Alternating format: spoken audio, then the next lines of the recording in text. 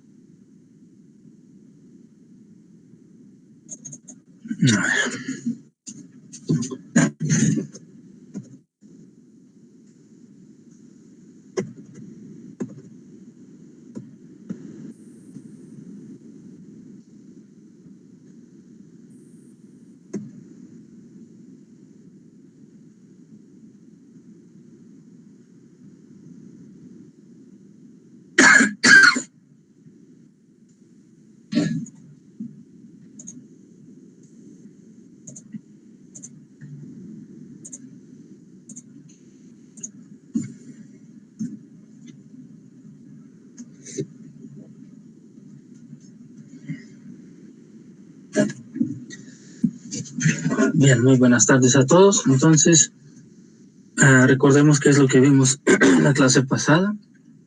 Hemos visto concepto de...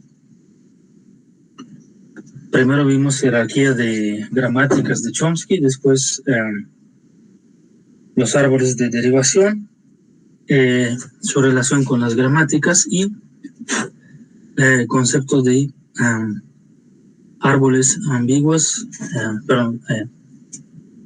sentencias ambiguas y por lo tanto gramáticas ambiguas, ¿no?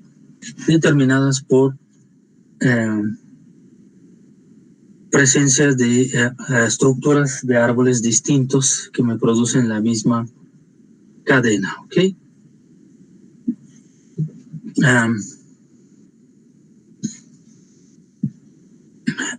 El resto de las láminas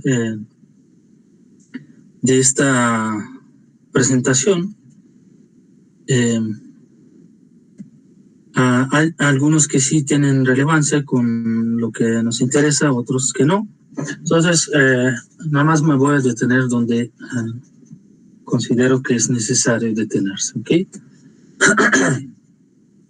Entonces, una de las gramáticas que nos interesan son aquellas que se llaman independientes de contexto, ¿no? Ya las comenzamos a ver. ¿Cuál es la relevancia para aspectos de programación y compiladores? ¿Okay? Son empleadas estas gramáticas en la definición de lenguajes de programación y también la compilación de los mismos. ¿Okay? Recuerden, la estructura de un compilador tiene dos partes fundamentales, que es analizador y generador de código. Analizador lo que hace básicamente es determinar si el texto de sus programas fuente está bien formulado, bien escrito, y esto lo corroboramos realizando prueba de aceptación de la gramática. ¿Okay? Esta a su vez contiene dos partes. Explorador, para la cual podemos usar autómata finito, ¿no?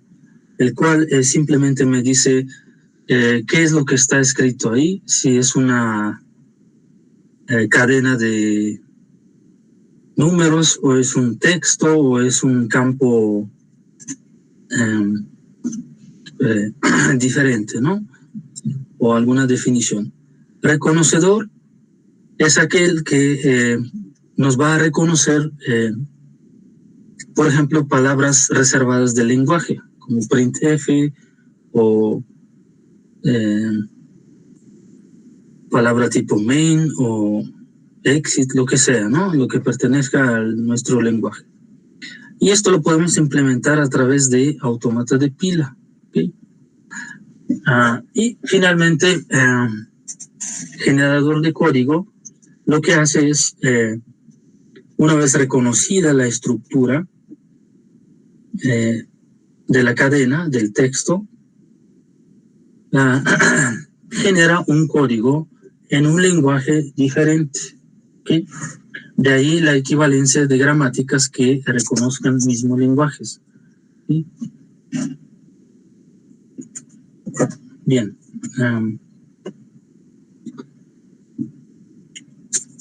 Bueno, ya los mencionamos como 10 veces que estas gramáticas independientes de contexto son gramáticas del tipo 2. Normalmente se llaman así, lenguajes de la gramática tipo 2. Y existen algoritmos que nos permiten saber si un lenguaje debido a esta gramática es vacío, finito o infinito. ¿Okay?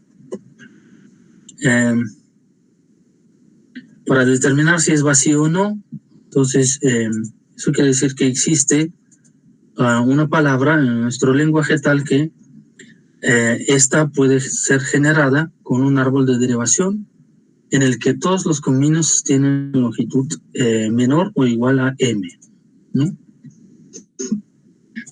Donde m es la cardinalidad de símbolos no terminales. ¿Okay?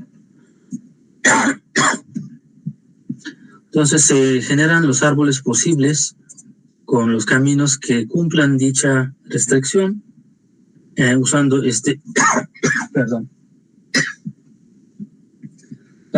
algoritmo, ¿no?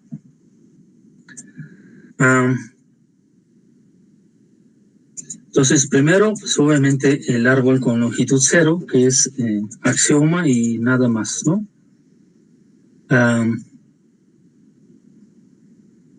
Entonces, a partir del conjunto de árboles cuya longitud, por ejemplo, es n, generamos conjunto de longitud incrementada por 1, ¿sí? Aplicando al conjunto de partida, ¿sí? El que derivamos aquí, alguna producción que no me hace duplicar el símbolo no terminal en el camino considerado, ¿no? Es decir, debe ser el camino único el que estoy derivando. ¿Sí? Lo hacemos recursivamente incrementando la longitud y finalmente detenemos hasta que no podemos generar árboles cuyo camino es menor que el m, ¿no? Que es el valor demandado. Entonces, ya que m es un número de reglas de las producciones dadas y es un conjunto finito, entonces eso es criterio del paro del algoritmo, ¿no? Y obviamente el lenguaje va a ser vacío si ninguno de los árboles genera una sentencia.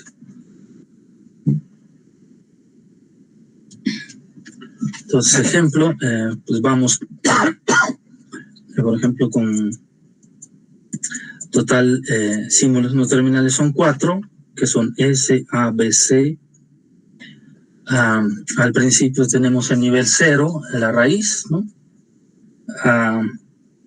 Expandimos este nodo agregando caminos únicos a partir de el inicial y lo que nos va a generar son 2 árboles. Estos a su vez podemos volver a expandir sustituyendo símbolos no terminales de tal modo que nos cubran todas las combinaciones de estos símbolos, pero no hay símbolos repetidos en ninguno de los 3 árboles. ¿Sí? Entonces, llegamos a un nivel M3, ¿no? Que es la condición menor, la condición que se estableció aquí, ¿no? Es decir, todos los árboles de derivación con caminos menor o igual que M. ¿Okay? Y como hemos terminado en símbolos no terminales, es decir, no se construyó el árbol completo, entonces no se generan sentencias y por lo tanto el lenguaje es vacío, ¿no? Recuerdan, cuando llegamos a todos los símbolos terminales es la situación a la cual llegamos a una sentencia completa, ¿no? Una palabra completa. Entonces, bueno, las gramáticas, las producciones de la gramática son sencillas, ¿no? Siempre viene completado con un símbolo terminal de parte izquierda, ¿sí? pero también hay una derivación de los símbolos unitaria, como esta, por ejemplo, ¿no?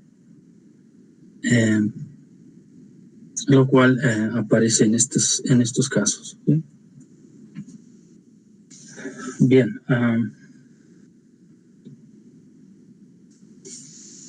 Otro límite es saber si el lenguaje o el universo de discurso es infinito, ¿no?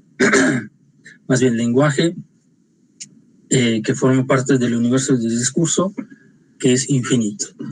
Entonces, pues igual, ¿no? Se construye un grafo cuyos nodos están etiquetados con los símbolos del conjunto de símbolos no terminales, usando este método o algoritmo de abajo, ¿no? Si tenemos producciones del tipo alfa, símbolo B, mayúscula, beta, entonces eso indica que tenemos un arco de A a B,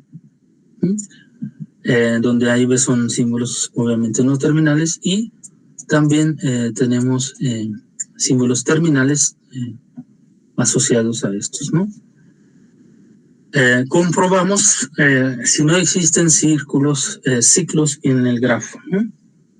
Entonces esa es la clave. Si existen ciclos, obviamente es indicador directo de que puede haber infinidad, ¿no?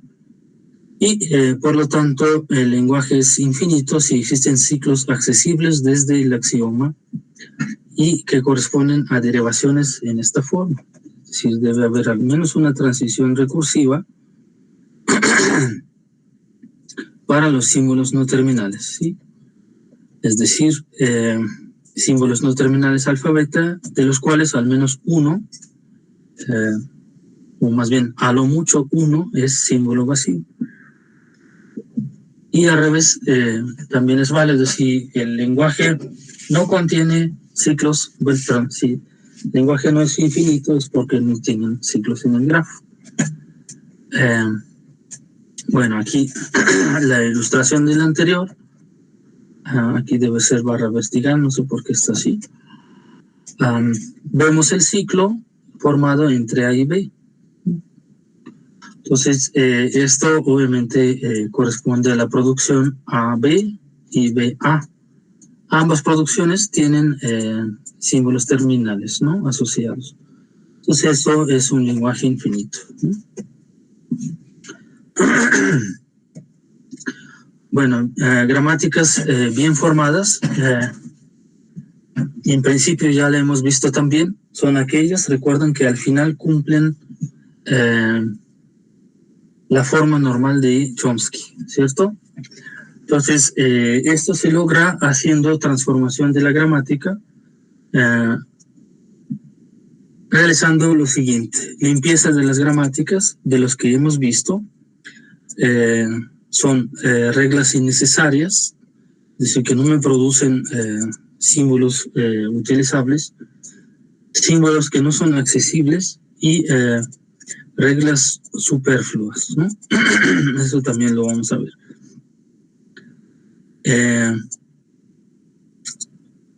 Y estos tres incisos a continuación no los hemos visto, ¿sí? Pero vimos al menos estos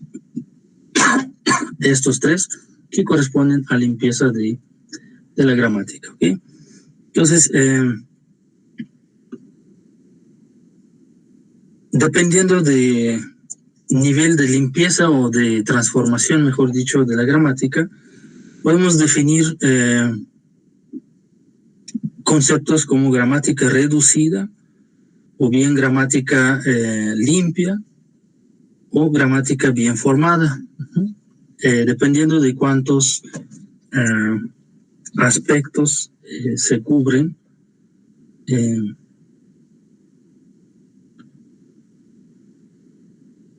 de estos cuatro, ¿no? Entonces, por ejemplo, gramática bien formada, pues se corresponde a todos estos incisos, ¿no? Bien.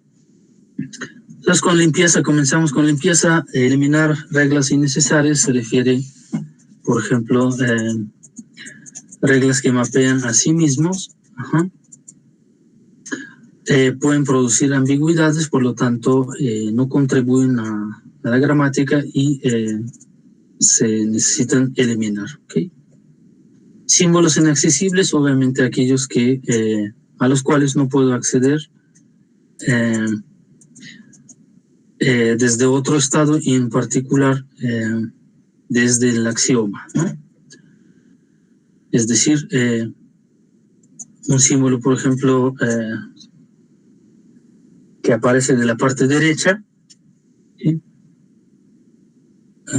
Más bien que no aparece en la parte derecha de ninguna de las producciones listadas, ¿okay? Pero está presente. Entonces, esta producción, pues, se puede eliminar, ¿no? Eso es...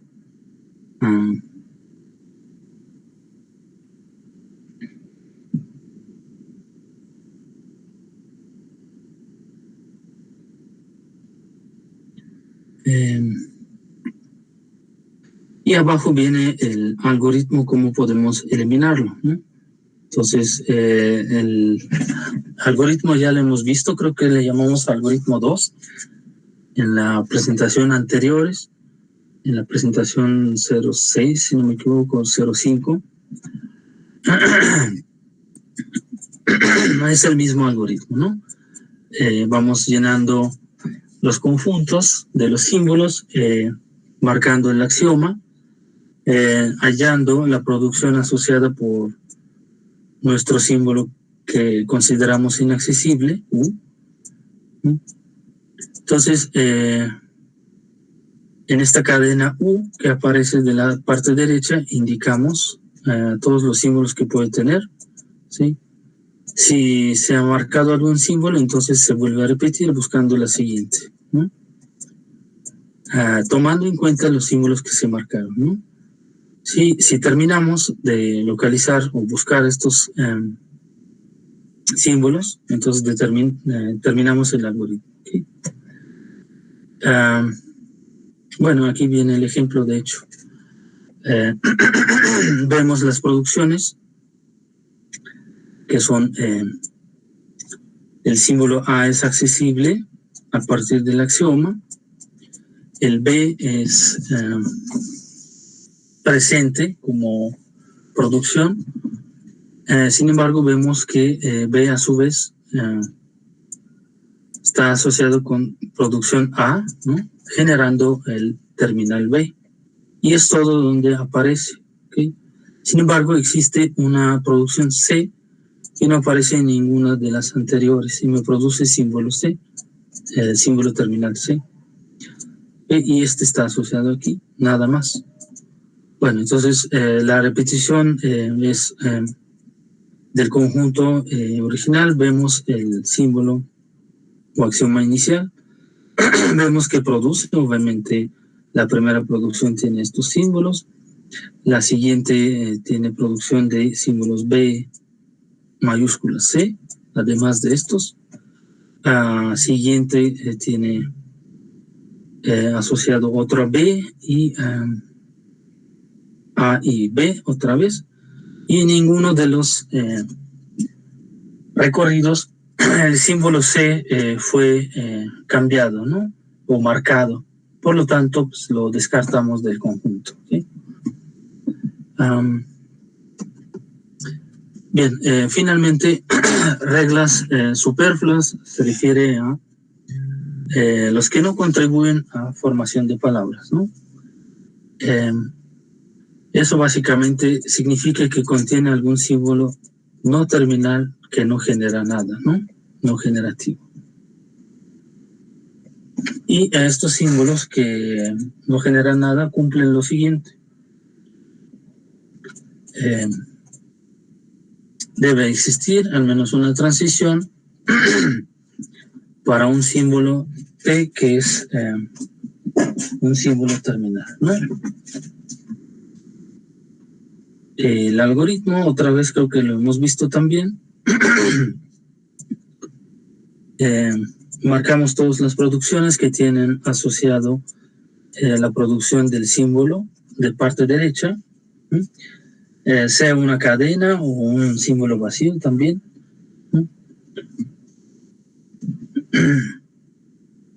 Si todos los no terminales ya están marcados, entonces no existen símbolos superfluos y spin, ¿sí?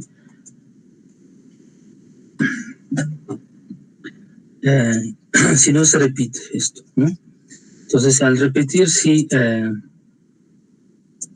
se pasó por el inciso A, o el punto A, y se marcó un no terminal que cumple esto, entonces volvemos al A, ¿no? Es una banderita que activamos. Finalmente, terminamos con el conjunto de símbolos A no marcados, que serían superfluos, ¿no? Igual como en caso anterior, tenemos nuestras producciones, aquí está a color, y hacemos varias pasadas, ¿no? Como es un algoritmo iterativo, determinamos las producciones que terminan en símbolos terminales, que son estos de y A. En la segunda pasada vemos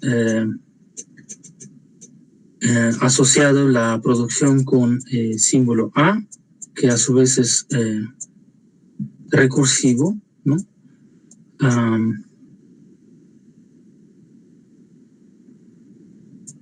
Ok, entonces,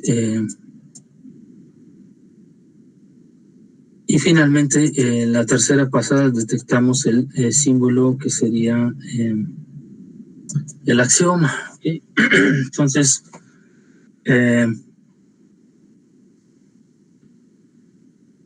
las cadenas terminales ya están, los no terminales los vamos a marcar, que son A y B, ¿sí?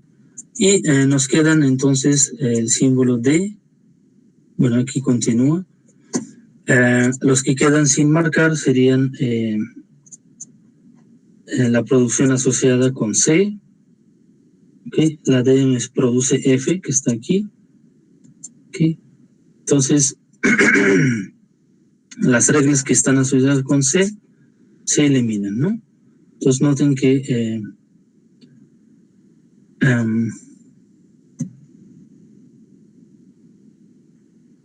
este ya está marcado, este está marcado, la B está marcada, S está marcada, entonces la única que nos queda es la C, y esta entraba en la producción asociada con el símbolo B. Entonces eliminamos dicha producción y el símbolo, ¿no? Bueno, entonces una vez hecha limpieza de la gramática, que es estos 3 puntos, ¿okay? Para que cumpla condición de gramática reducida, nos falta eliminar símbolos no generativos. Okay. Bien.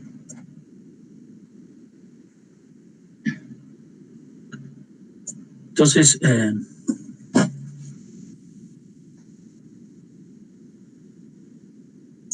si tenemos un lenguaje vacío, ¿okay? Y es asociado a un símbolo A no generativo, entonces este se puede eliminar, y también todas las reglas de producción que lo contienen, ¿okay? Obteniendo la gramática equivalente, ¿no? Entonces, reglas no generativas, aquellas que pues simplemente producen el símbolo vacío o palabra vacía, ¿no?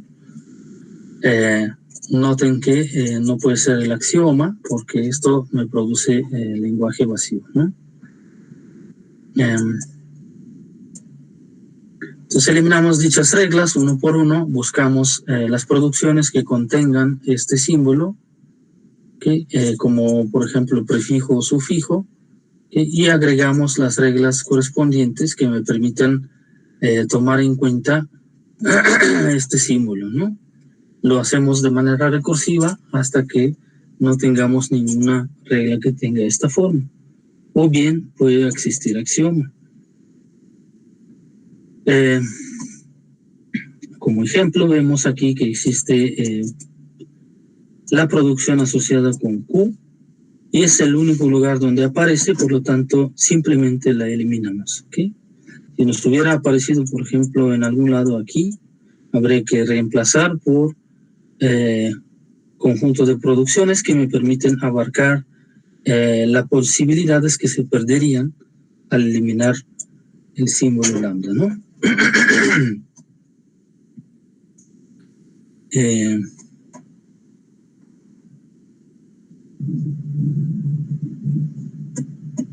Bueno, de hecho aquí es lo que precisamente lo están desarrollando, ¿no? Ya que aparece aquí en Q y aquí en Q. Entonces, las producciones alternativas modificadas serían estas, ¿no?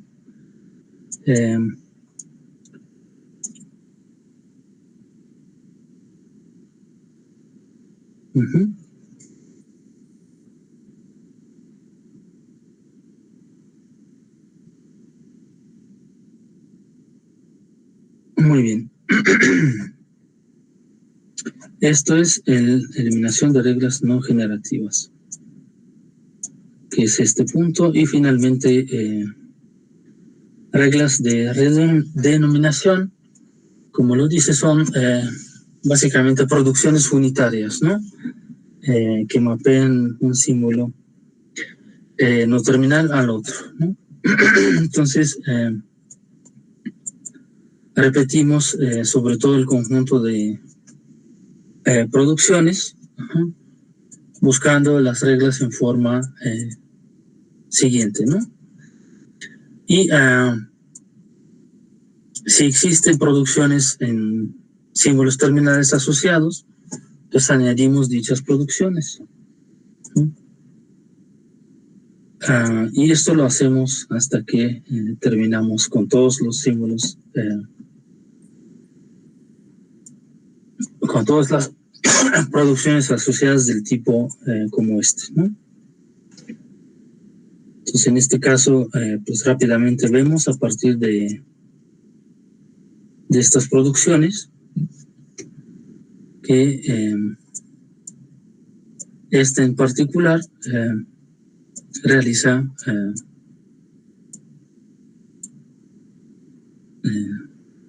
redenominación, ¿no? Del símbolo no terminal. ¿Okay? Entonces eso la podemos eliminar. ¿Okay? Al eliminarla, obviamente necesitamos cubrir las posibilidades asociadas con esta producción, las cuales son obviamente estas, ¿no? Simplemente colocándolas del lado derecha y conservándolas la alternativa, accedemos desde axioma a estas producciones, ¿okay? Y eliminamos dicha producción. Bien, entonces finalmente cuando hicimos todas esas transformaciones, podemos decir que tenemos gramática bien formada, ¿okay? Y formas normales de Chomsky, de Greinbach, ya los hemos visto, no me voy a detener. Simplemente aquí viene el algoritmo de cómo puedo realizar normalización en la forma normal de Chomsky y cómo puedo pasar a la forma normal de Greinbach, ¿no? También los hemos visto ya.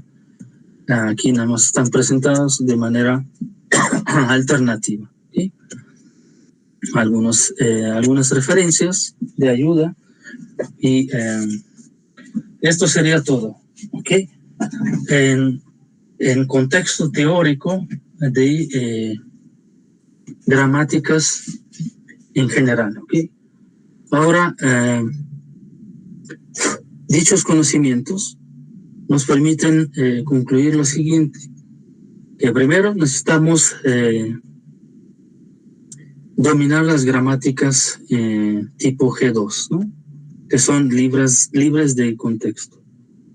2, al formular la gramática, la podemos hacer primero de manera arbitraria y después realizar proceso de adecuación, de transformación, de tal modo que la llevamos a algunas de las formas normales, sea de Greinbach o sea de Chomsky. ¿Okay? Y esta forma normal nos permite fácil implementación, por ejemplo, usando autómatas tipo pila. ¿Okay? Entonces, eso es la ventaja, ¿no? Y las mismas gramáticas pueden servir como reconocedores o como generadores de lenguajes, ¿ok? Realizando traducción de un lenguaje a otro. Entonces, básicamente, con esto concluimos la parte teórica de este curso. Todo lo que viene a continuación es la parte práctica, es tratar de implementar los conocimientos que se tiene para realizar distintas partes del compilador. ¿Ok? Entonces, es lo que vamos a hacer a continuación. Bien, pero antes de esto me gustaría preguntarles si tienen alguna pregunta, alguna duda.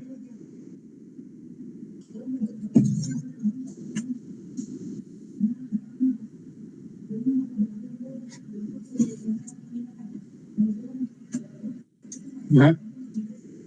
Recuerdan que... Por el momento no.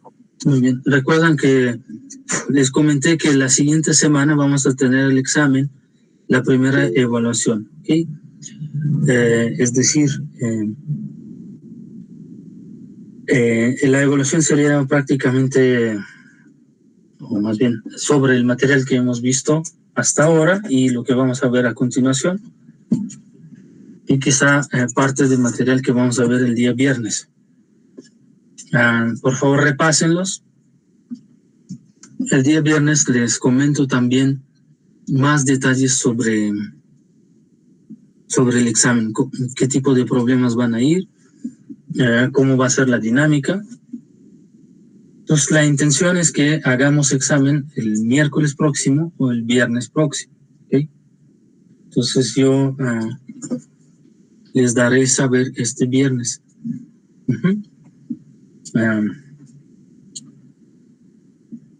Okay, eso nada más es un anuncio. ¿Okay? Y aprovechando este descanso, quiero preguntarles cómo van con la práctica anterior, o sea, la última práctica, en donde tenían que implementar un traductor. Si tienen alguna duda al respecto o todo salió bien, no hay ninguna duda.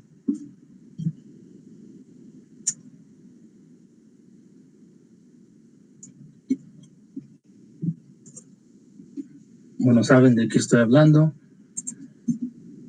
o no saben ni por dónde comenzar. Yo tengo una duda, profesor. ¿Sí?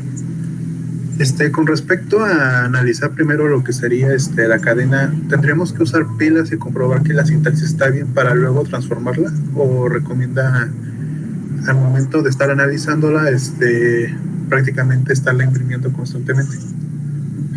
Miren, lo idóneo sería que ustedes implementen una pila que contenga al menos primeros 3 o 4 símbolos. ¿Ok? De este modo, conforme vayan apilando, vayan corroborando la sintaxis. Es decir, por ejemplo, si yo busco palabra lock, a lo mejor apilando primeros 2 símbolos del L y O son suficientes para decir que es una sentencia que va a contener G a continuación y después una base y después el argumento. Entonces, con esto puede ser suficiente. La otra, como les decía, pues simplemente tratar de corroborar símbolos que vienen a continuación, usando acceso por índices.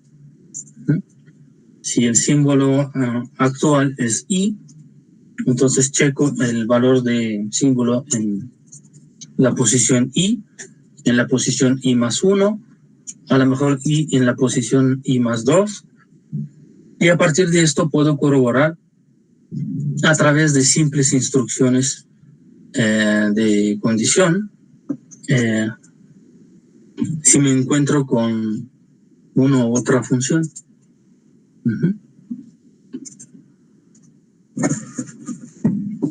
Entonces todo depende cómo lo quieren hacer. En este sentido hay algo de libertad, ¿no? Okay, aquí se escribió algo. Mi pregunta sería si únicamente se debe traducir lo último puesto en el documento o tenemos que hacer la traducción de todo de nueva forma. No entendí. Y si debemos avisar si ya se tradujo el documento o cómo decirle al usuario que ya se está traducido.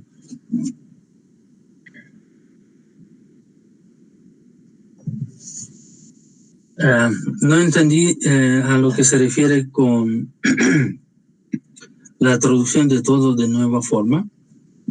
Eso no lo entendí.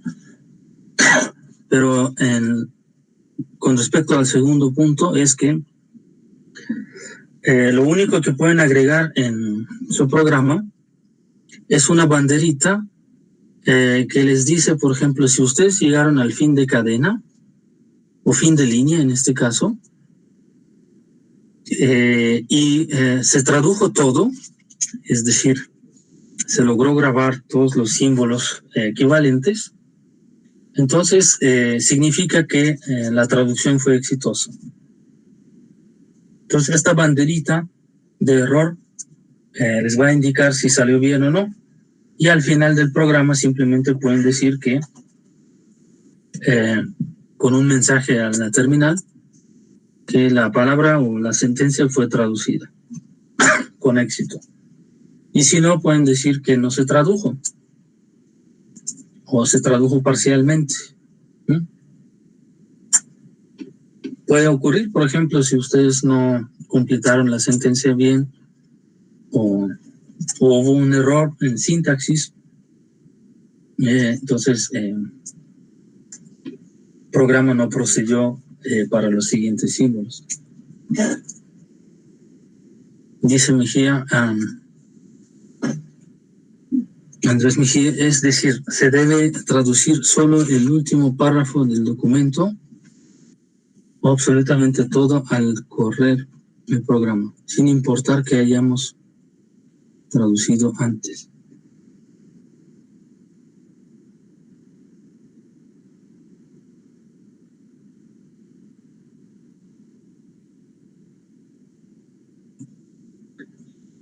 Dice, creo que se refiere al archivo TXT.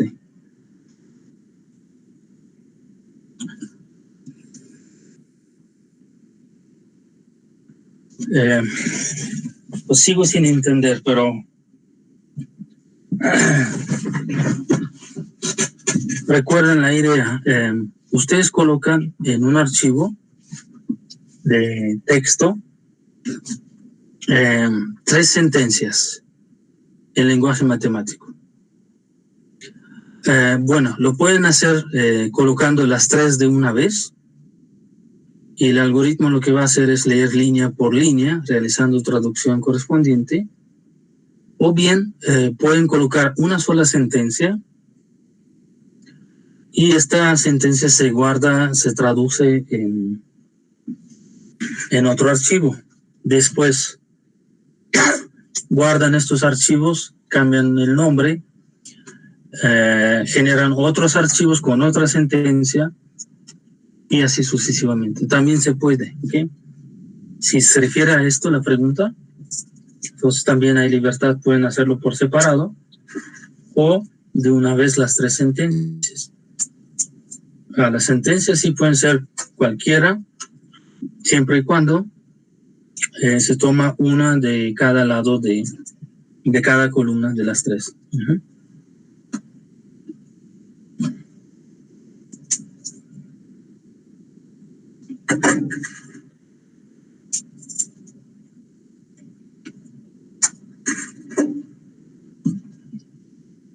Bueno, espero que era esta la duda. Dice Grecia, Cuando se traducen y almacenan las 3 sentencias en el archivo TXT, la traducción también se debe imprimir en la pantalla.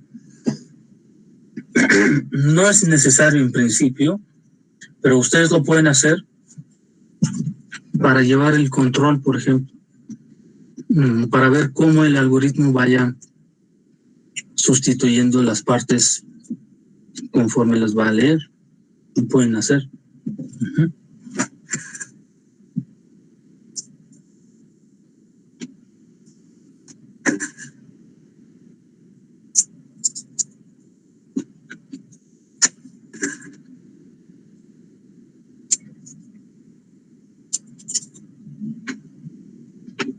Muy bien. Entonces esta práctica es para que ustedes muestran su creatividad, su acercamiento intuitivo hacia la solución del problema, ¿sí? Y sobre todo para que se den cuenta dificultades que se tiene al realizar dicha traducción. Esto nos ayudará para los siguientes ejercicios y prácticas en donde se van a introducir digamos, algoritmos más sofisticados, ¿no? Dice Arturo, solo se tienen que hacer capturas de pantalla y colocarlas en reporte junto con el código. El código, las capturas y los archivos, tanto de entrada como de salida, ¿sí?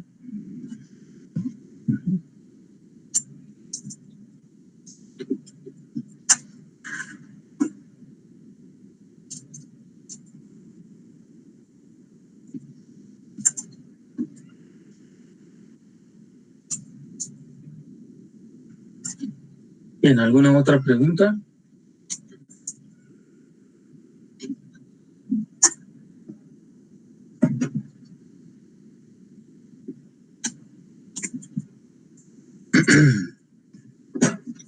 Si no, vamos a continuar.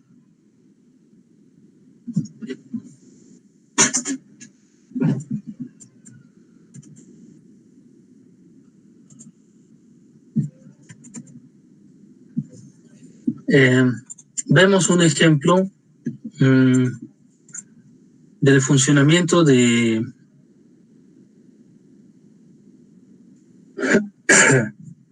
proceso de analizador del programa fuente, ¿okay? ¿Cómo es que se realiza este proceso de análisis de su texto, ¿sí? Traducción? Okay. Recuerden, concepto de traducción se refiere a convertir un código fuente a un código objeto. Estos deben ser equivalentes. Y el traductor lo que hace es básicamente traducir del mismo nivel al mismo nivel de abstracción, ¿no? Si hablamos de código de alto nivel, traductor produce código de alto nivel. A diferencia, un compilador traduce un código de alto nivel a un nivel más bajo que el código en lenguaje fuente. ¿Okay? Es decir, si estamos convirtiendo programa escrito en lenguaje C a lenguaje ensamblador, estamos hablando de un compilador. ¿Okay? Bueno, recordamos qué significa el interpretador. Es el algoritmo que simula la ejecución, pero no crea un ejecutable. Es decir, va ejecutando sentencia por sentencia sin crear ningún ejecutable. ¿Sí? Y un compilador, más bien, un lenguaje de programación contiene estas partes, ¿no? Un traductor o compilador y un interpretador para el lenguaje objeto. En este caso, el lenguaje objeto sería, por ejemplo, el código de máquina. ¿Okay? Bien, esta figura resume gran parte del concepto de un compilador.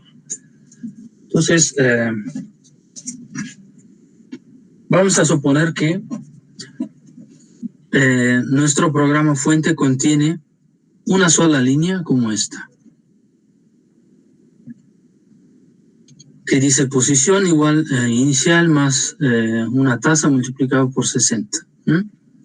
Para nosotros sabemos que es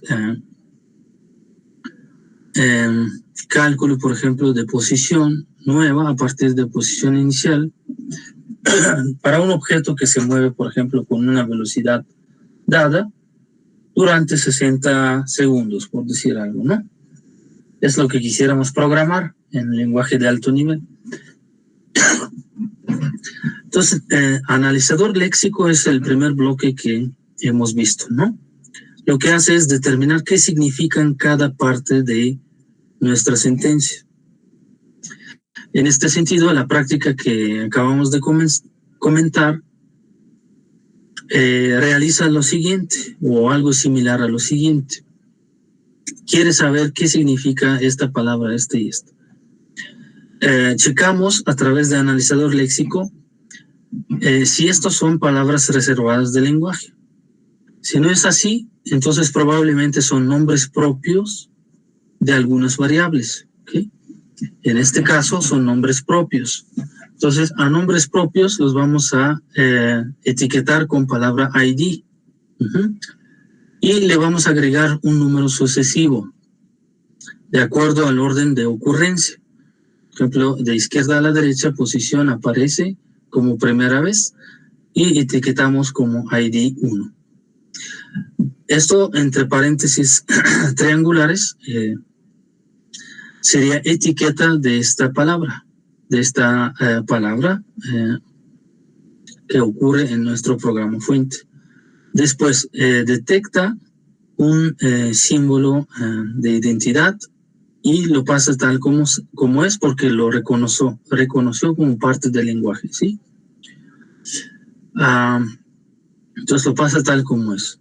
Detecta otra palabra, lo corrobora si forma parte de palabras reservadas del lenguaje.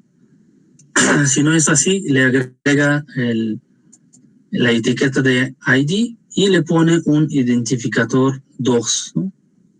Y así con el resto de los símbolos. Total, terminamos con símbolos que se reconocieron y que se etiquetaron por sus características.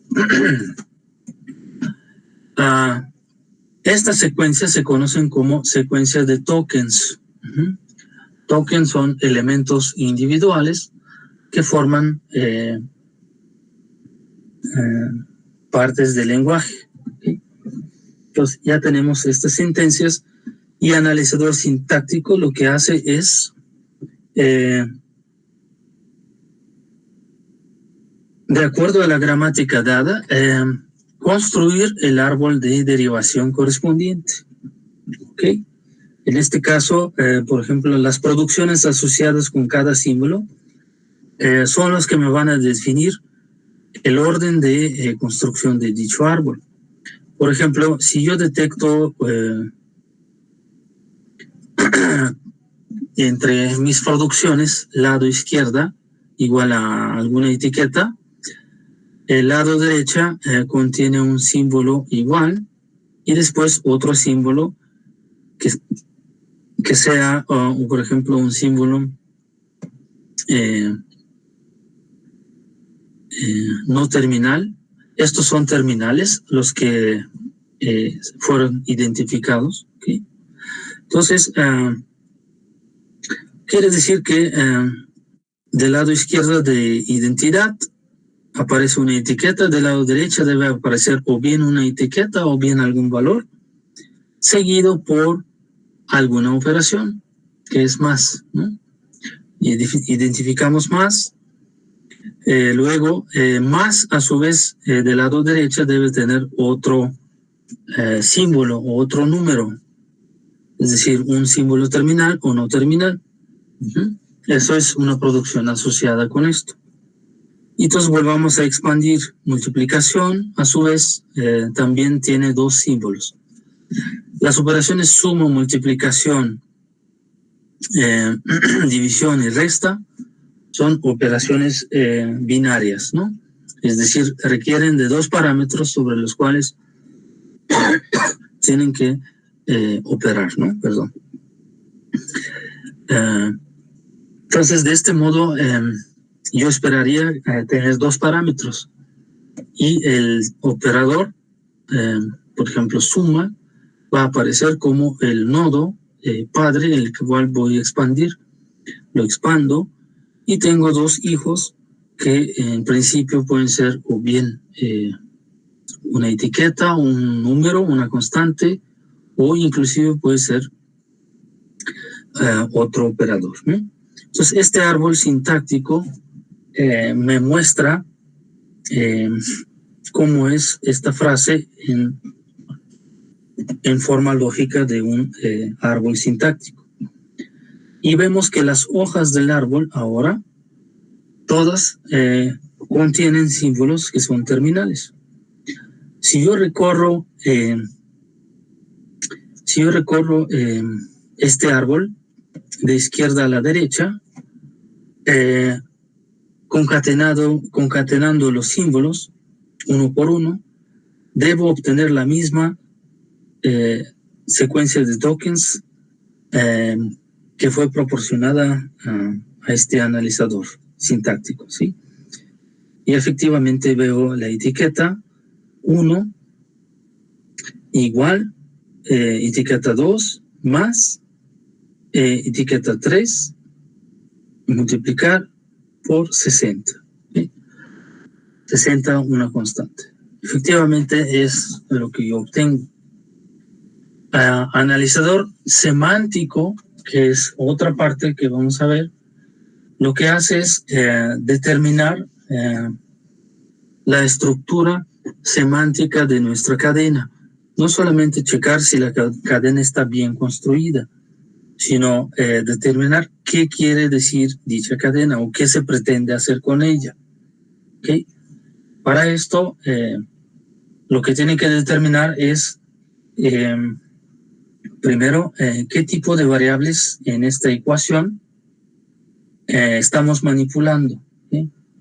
Si son números enteros o flotantes, ¿okay?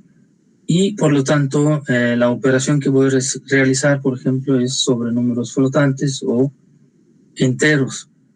Por ejemplo, si 60 es un número entero aquí, pero la posición está definida anteriormente como valor, como una variable tipo float, por ejemplo, eso implica que toda la parte derecha debe ser float también. Es decir, posición float y parte derecha también debe ser float. Para que esto sea float, todas las operaciones deben ser realizadas de punto flotante, incluyendo multiplicación por la constante 60. Y entonces eso quiere decir que el valor 60 de la constante tengo que convertirlo, por ejemplo, a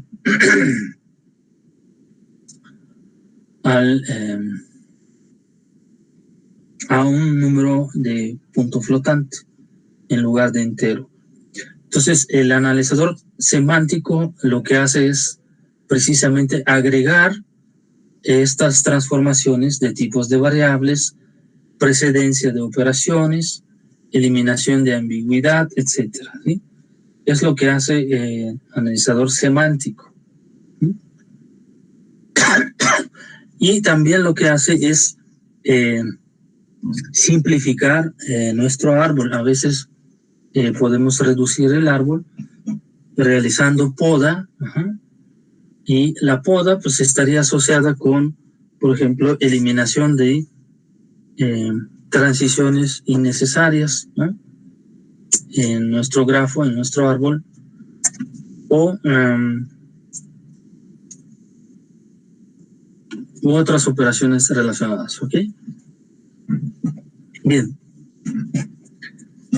Ya que tengamos esta estructura adecuada, lo que hacemos es generar un código intermedio, que es la siguiente etapa. La parte izquierda es la parte de análisis del programa y la parte derecha es la parte de síntesis del programa. ¿Ok? Entonces pasamos a generación de lo que se llama código intermedio. ¿Qué es código intermedio? Es una representación interna en forma de operaciones elementales que serían equivalentes a lenguaje definido en programa fuente. Entonces lo que hacemos es, por ejemplo, recorrer nuestro árbol semántico en algún orden, por ejemplo, de izquierda a la derecha o bien de la derecha a la izquierda, para generar secuencias de instrucciones elementales. ¿Qué son estas instrucciones elementales?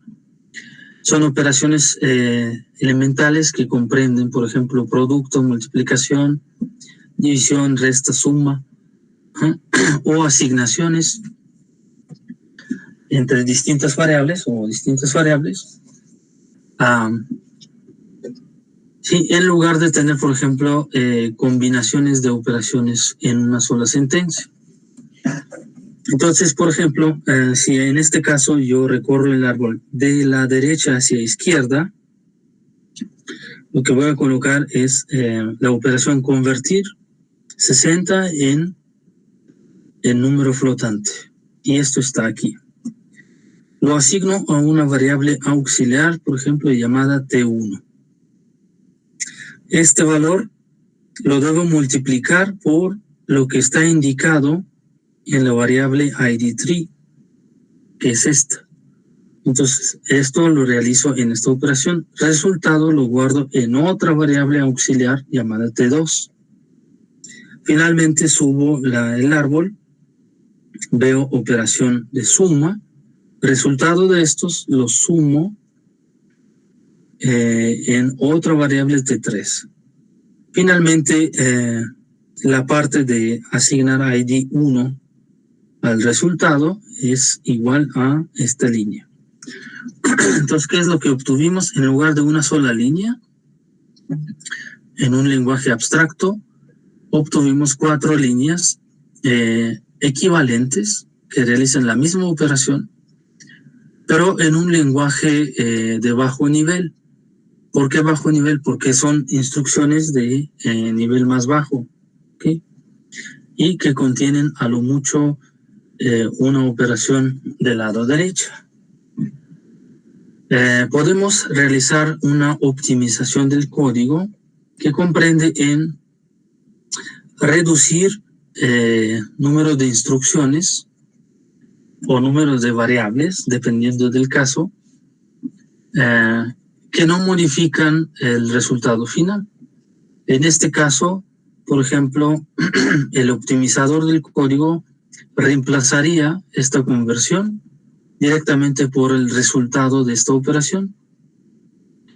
Y como ya tenemos aquí asignación, esta asignación a una localidad de memoria ya no es necesario. Sustituimos directamente aquí el valor.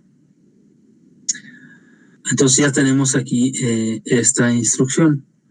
Y por último, la variable T3 tampoco es necesaria porque podemos realizar mapeo directamente a ID 1, ¿sí? La T3. Noten aquí rápidamente esta equivalencia entre los símbolos no terminales, donde vimos la gramática que estábamos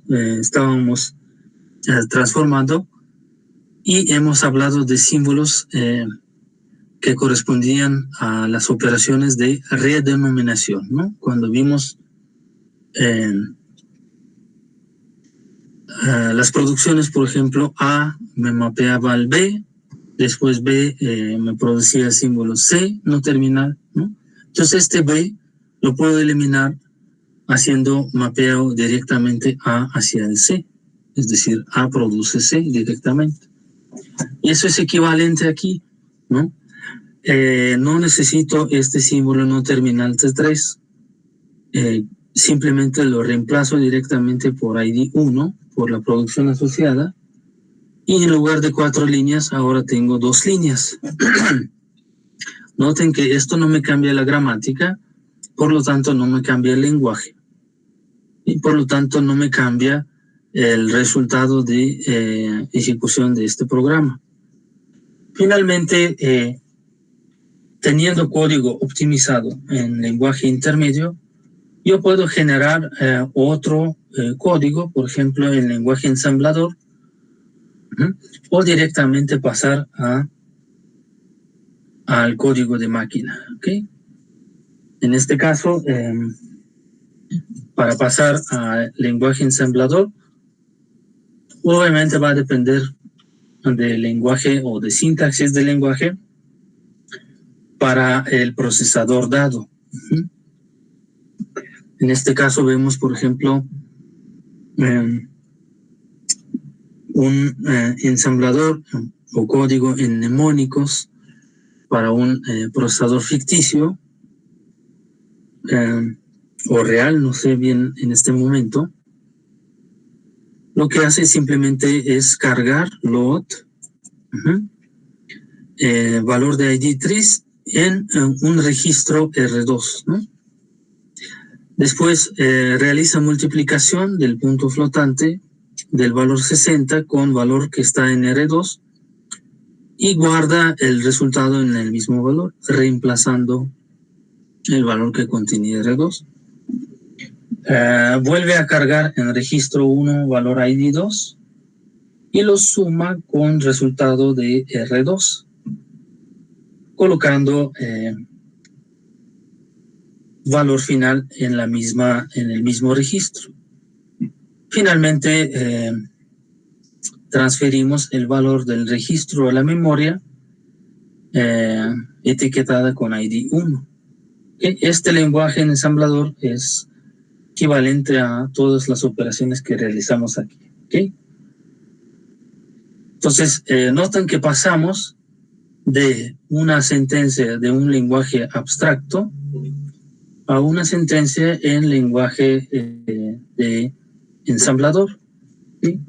¿Recuerdan una de las primeras prácticas, primeros ejercicios donde estudiábamos cómo un procesador ficticio realizaba operaciones de sumas y restas, ¿no?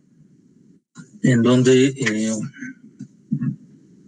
pudimos generar un código de máquina equivalente, ¿sí? A mano. Entonces, el compilador en principio debe hacer esto de manera automática, ¿okay? Sin intervención del humano.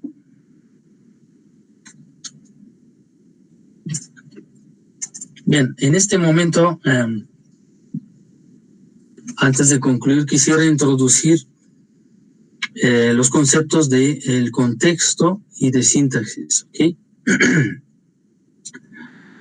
Del lado izquierda vemos el siguiente segmento del programa fuente en lenguaje C, por ejemplo.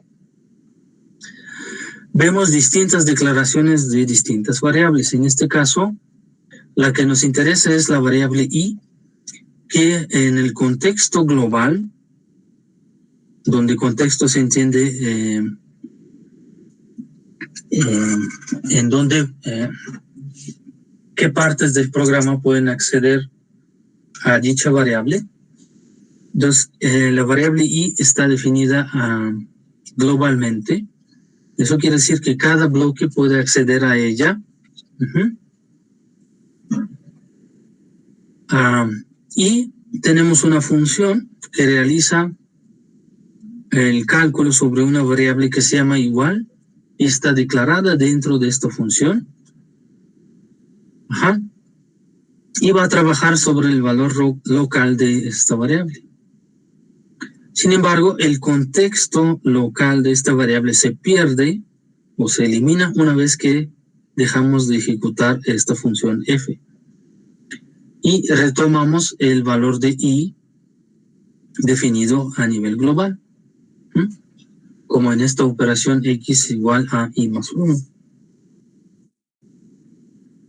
Entonces, eso es el resultado de definición de diversos contextos, ¿no? Otro ejemplo está presentado del lado derecho. En este caso tenemos dos variables A y B definidas a nivel del bloque main. Vamos a etiquetar este nivel de jerarquía de contextos que están marcados con estos bloques, con estos rectángulos. Entonces, primer nivel de jerarquía va a ser B1. Las llaves en lenguaje C, recuerdan, abren el módulo o bloque de instrucciones del siguiente nivel jerárquico. En este caso va a ser B2. En este nivel, la declaración B igual a 2 ahora tiene contexto distinto a declaración del bloque main. Es decir, no importa si se llama así, se llama igual en los dos niveles, para el compilador y para el programa, y para la estructura semántica. Estas variables son distintas, ¿no? Si abrimos otra vez dos contextos jerárquicos más, en las cuales definimos otra vez variables A y B, estos van a formar contextos distintos a niveles jerárquicos B3 y B4 respectivamente. ¿Ok? A cada nivel, las variables son diferentes, aunque se llaman igual. Entonces, ¿cuál es el problema? Aquí, ¿cómo podemos llevar control de este tipo de declaraciones de variables? Es decir, control del contexto de las variables. O a veces le llaman las reglas de alcance, ¿okay?, de las variables. Entonces, una de las formas de hacerlo es, por ejemplo, crear una especie de tabla y a cada variable declarada asociarlo el nivel en el cual aparece dicha declaración, ¿sí? Nivel global, nivel B3. Para variable B1, B igual a 1, nivel B1 y B2. ¿Okay?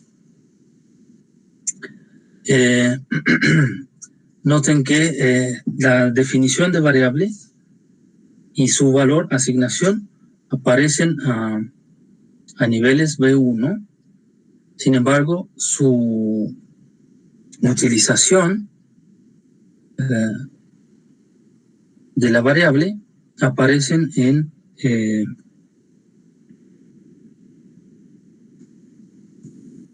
los niveles en los cuales se cambian, serían B3 y B2 para cada uno de estos.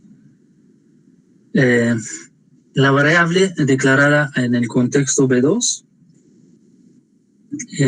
ocurre en el contexto de B4, ¿no? Es decir, se vuelve a redeclarar, aunque es otra variable. Y asignación de variables a otros valores, otra vez 3 y 4, ocurre en los contextos 3 y 4. ¿Okay? Entonces, lo que puedo hacer es crear este tipo de tabla, y si se fijan, esta tabla la puedo asociar con una estructura tipo pila, donde al desapilar ahora el nivel de los contextos, lo que veo es primera declaración de B, después primera declaración de A. ¿Okay? Este contexto lo puedo sustituir a los siguientes niveles, ver en cuál ocurre. Por ejemplo, A ocurre en el contexto B3, la sustituyo, y después existe asociado el nivel B1, ¿no? Lo mismo para variable B. Esta podemos ver como como un símbolo terminal, ¿no? O último símbolo de la pila. Entonces, esta se va a sustituir como producción asociada aquí, al desapilar nuestra pila, llegando al contexto 2, y Contexto 2 ocurre en relación con contexto 1, que es el global en este caso, o el nivel más superior, ¿no? En este caso. Entonces, estas formas de tablas me permiten llevar control del contexto, ¿ok? Vienen varios ejercicios, déjenme ver si tenemos tiempo. Ok.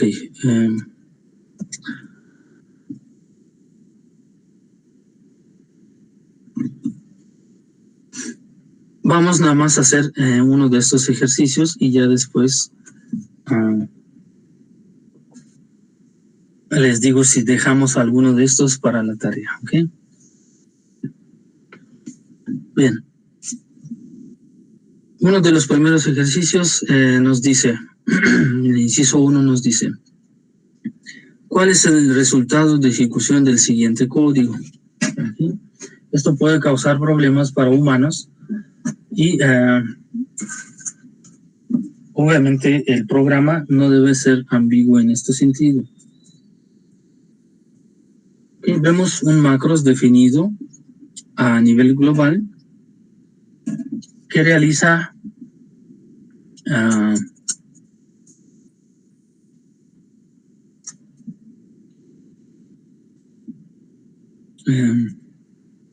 asignación a una variable A, el resultado de suma X más 1. ¿Okay? También vemos declaración de X a nivel global, igual a 2. Y vemos dos funciones B y C. ¿Okay? Y además, en estas declaraciones,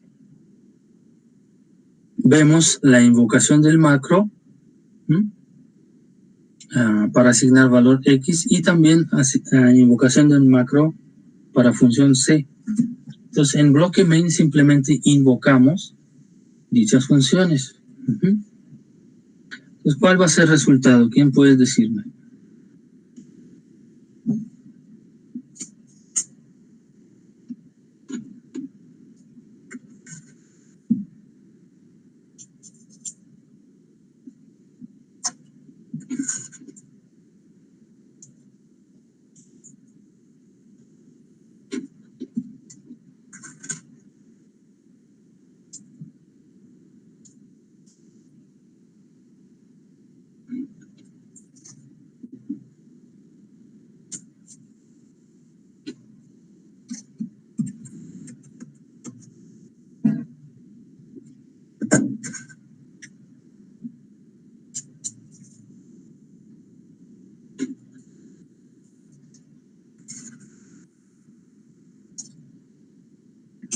¿Qué valores me van a imprimir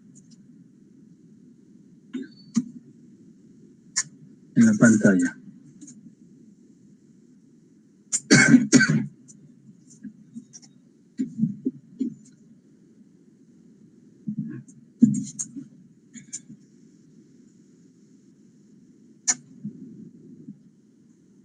¿Nadie?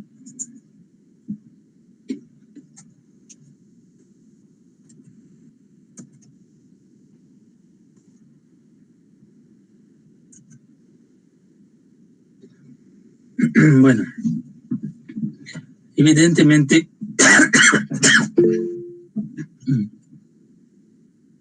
a ver, Eduardo, por favor, sí.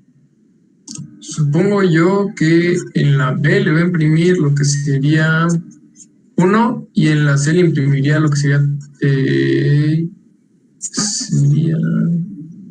Ay, güey. Es que ahí tengo la duda en la C.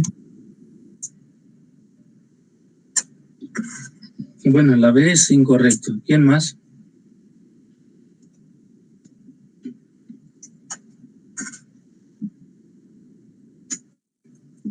Bueno. La B imprime 3. Ajá. ¿Y la C?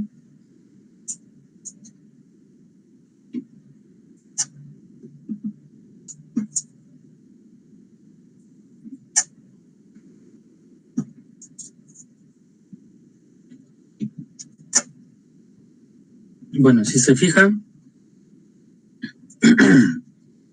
en este momento la B hace asignación de X igual a A, ¿sí? X en este caso no está declarada en esta función. Entonces está usando valor de X definido a nivel global. Ahora, el A va a ser sustituido por esta operación en donde X es el valor original igual a 2. Entonces, el resultado aquí va a ser 3, ¿cierto?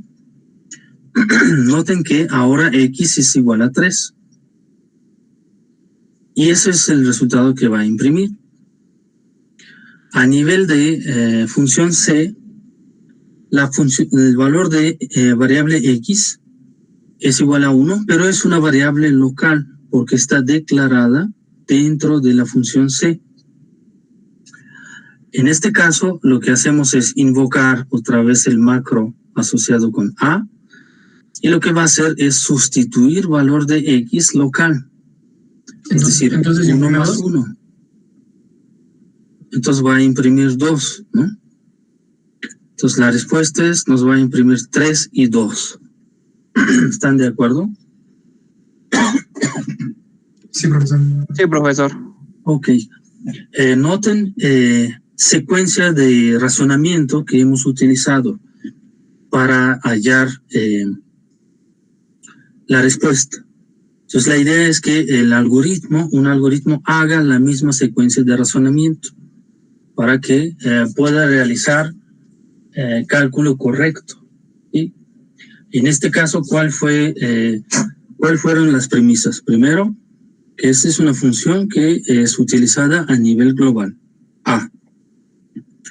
Que la variable X igual a 2 está definido a nivel global. Siguiente. El main usa un contexto distinto de las variables B y C. ¿Sí? Las cuales a su vez son funciones que utilizan variables X y A en sus cuerpos. ¿Sí? Ahora, en este caso, como no hemos visto declaración de int de X, por lo tanto yo asumo que la variable que estoy manipulando es la variable del contexto anterior. ¿Y cuál es el contexto anterior? El único que aparece es global. Entonces, quiere decir que voy a manipular la variable global. Ahora, la función A va a usar una variable X que tampoco está definida, y por lo tanto, como no está definida, me recurro a un contexto anterior fuera de la función void B, fuera de función B. Y lo único que aparece es esta función, esta declaración. Entonces la voy a ocupar. Entonces lo que hace es usar esta declaración, sustituirla en el macro y asignar al valor de la misma variable declarada a nivel global. Entonces en lugar de 2, ahora esta variable global va a ser igual a 3. Entonces si lo quisiéramos utilizar más abajo, ahora va a ser igual a 3. Bien, aquí está claro esta línea de pensamiento. Para función C, lo que ocurre es que sí existe una declaración de la variable X igual a 1. Por lo tanto, descartamos el contexto de esta variable. ¿Okay? Como ya fue declarada X, entonces le damos precedencia a la declaración local, ¿no? Y invocamos la función utilizando esta variable local. ¿Okay? Entonces hay un if en el algoritmo, ¿no? Que nos corrobora si la variable está definida a nivel local, entonces usa cálculo con esta variable. De lo contrario, si no está definida, usa la variable del contexto anterior. ¿Okay? Esa es la lógica del algoritmo. ¿Okay? Entonces hemos derivado esta secuencia que nos permite resolver este problema. Bien, entonces les dejo estos ejercicios, el inciso 2 inciso 3 como tarea, por favor, ¿sí? Ya se nos acabó el tiempo, háganlo para el viernes, ¿ok? En caso de inciso 3, lo que hay que hacer es escribir una tabla similar a esta tabla de aquí, siguiendo este ejemplo, ¿ok? Entonces, vemos distintos bloques.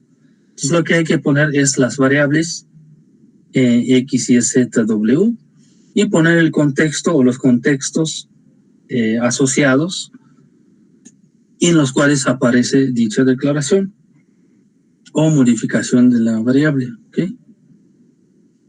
Entonces, esos son los incisos 2 y 3 que hay que hacer de tarea.